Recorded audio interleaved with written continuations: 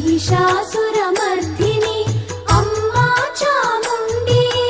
ದುಷ್ಟ ಮಹಿಷನನ್ನು ಕೊಂದೆ ಬೆಟ್ಟದಲ್ಲಿ ನೆಲೆಗೊಂಡೆ, ಇಷ್ಟಾರ್ಥವ ಕೊಡುವಂತ ಅಷ್ಟಮಹಾಲಕ್ಷ್ಮಿಯೇ, ಇಷ್ಟಾರ್ಥವ ಕೊಡುವಂತ ಅಷ್ಟಮಹಾಲಕ್ಷ್ಮಿಯೇ.